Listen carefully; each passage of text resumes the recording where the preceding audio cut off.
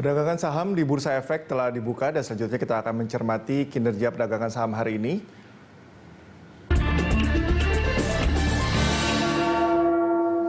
Dan untuk mengetahui pergerakan saham hari ini, kita akan membahasnya bersama analis BNI Sekuritas, William Siregar. Selamat pagi, Mas William. Selamat pagi. Apa kabar? Baik, luar biasa. Nah, ini kabar baik juga, karena tadi IHSG juga akhirnya dibuka di zona hijau, tembus juga 5.000. Setelah kemarin juga ditutup di zona hijau. Ini indikatornya apa yang mempengaruhi akhirnya ini dibuka tembus juga ke 5.000? Oke, yang pertama memang market kita mungkin mengambil ini kesan positif dari pergerakan Wall Street semalam gitu yang ditutup rata-rata menguat dan itu disupport oleh juga perusahaan teknologi yang mencapai all time high mereka gitu, dan itu memang cerminan dari optimisme yang lebih kuat dari sebelumnya terkait sama bahwa memang ekonomi akan recovery lebih cepat daripada sebelumnya. Nah, itu juga diikuti sama kenaikan pada bursa China yang kemarin juga kenaikannya 5%, yang itu juga ditandakan oleh adanya optimisme juga pembukaan ekonomi kembali gitu ya. Di mana optimisme ini direspon oleh market sehingga market mulai meresponnya sangat agresif di penutupan pagi malam. Jadi saya lihat mungkin IHSG mencerminkan optimisme tersebut seperti Jadi itu. sentimen positif dari regional ini sangat mempengaruhi juga untuk. Ya, sangat mempengaruhi saat ini. Untuk pergerakan hari ini bagaimana? Pertama memang kita lihat hari ini kan kita memang kurang katalis ya, yang kita lihat dari internal kita gitu ya. Tetapi memang kita akan di-drive sama sentimen eksternal, dan salah satunya adalah pergerakan indeks yang tadi malam baru ditutup. Nah, tetapi di sini kami memang melakukan penelitian sebelumnya gitu ya, bahwa pergerakan indeks IHSG selama 30 tahun terakhir itu dalam kita melihat secara quarterly, itu biasanya kuartal 3 itu merupakan kuartal yang paling terburuk.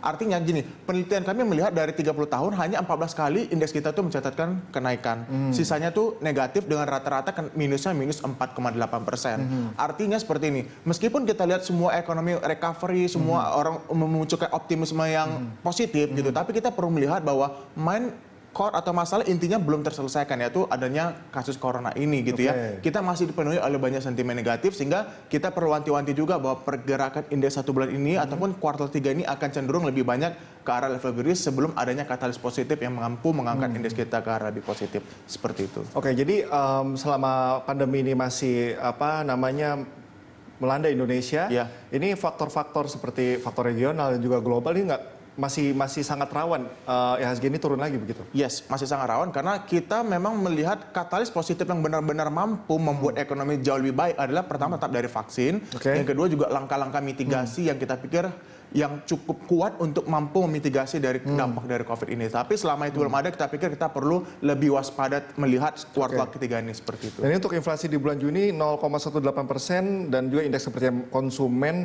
ada di level 83,8. Pendapat Anda bagaimana?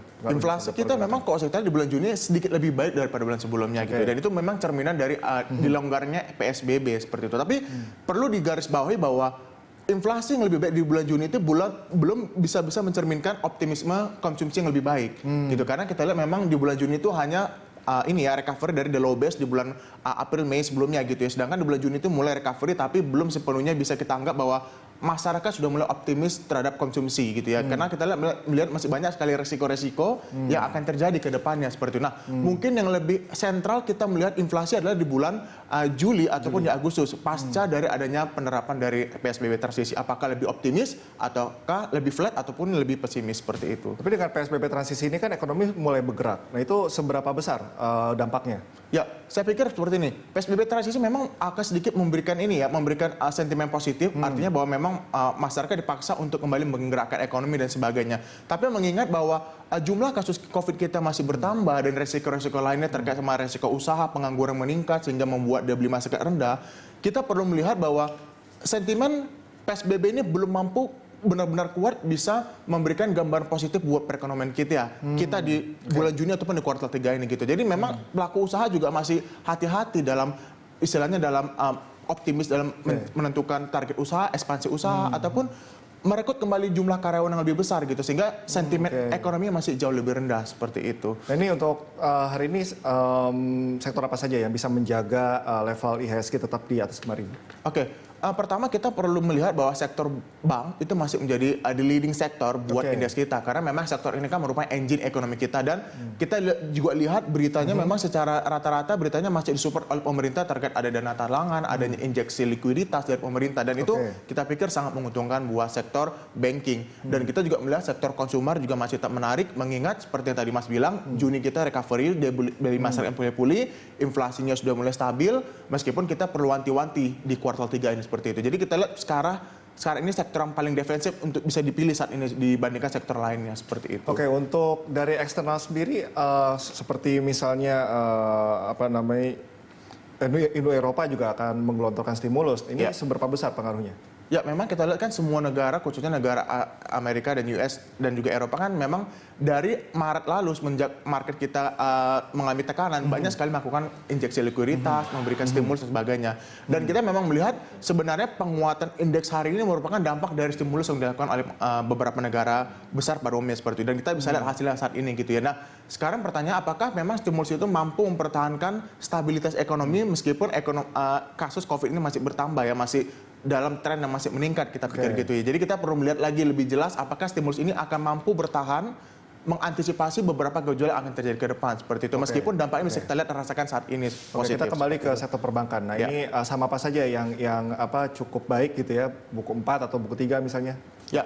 Pertama seperti ini, sebenarnya ada diuntungkan walaupun sebenarnya urgensinya saya lihat kurang dari dana talangan 30 triliun yang diinjeksi oleh pemerintah. Nah, menurut saya kacamata saya seperti ini, meskipun bank memberikan 30 triliun buat 4 bank buku besar, sebenarnya urgensinya itu sebenarnya kurang buat bank buku 4 karena soal likuiditas 4 bank ini cukup liquid. Harusnya 30 triliun ini sebenarnya bisa dimanfaatkan untuk bank buku 3 ke bawah. Nah, tapi kan sekarang kan 30 triliun sudah di fix udah di bank buku 4. Artinya sekarang bank buku 4 itu memiliki likuiditas yang sangat berlimpah. Artinya bank buku 4 tetap akan menjadi pilihan buat investor untuk setidaknya mengamankan investasi mereka dengan potensi rebound yang lebih cepat, recovery yang lebih cepat, dan juga stabilitas ekonomi dan bisnis yang lebih baik seperti itu. Untuk sektor yang mengalami pelemahan yang cukup dalam, kira-kira apa untuk hari ini? Nah, pertama kita lihat juga dari pertama tetap dari transportasi kita juga masih akan sedikit challenging juga dan juga energi juga kita lihat meskipun memang ekonomi sudah mulai lebih melihat transisi pada PSBB dan lockdown dan artinya bahwa energi akan semakin terserap kembali tapi kita lihat kepastian permintaan energi itu masih dipertanyakan. Artinya memang sektor energi, komoditas itu masih tanda tanya. Jadi kita pikir sektor energi ataupun komoditas saat ini lebih baik untuk wait and see dulu seperti itu. Kalau untuk properti seperti apa? Nah, properti memang kita lihat ada pelonggaran yang kita lihat dari BI setelah adanya penurunan suku bunga dan juga kebijakan lainnya. Tapi kita lihat dari sisi konsumsinya, daya beli masyarakat. Kita melihat bahwa banyak sekali masyarakat itu mengalami adanya pelemahan daya beli masyarakat. Bahkan tingginya tingkat pengangguran juga bisa menjadi sinyal bahwa memang masyarakat kita menghadapi suatu dampak yang signifikan terhadap daya beli.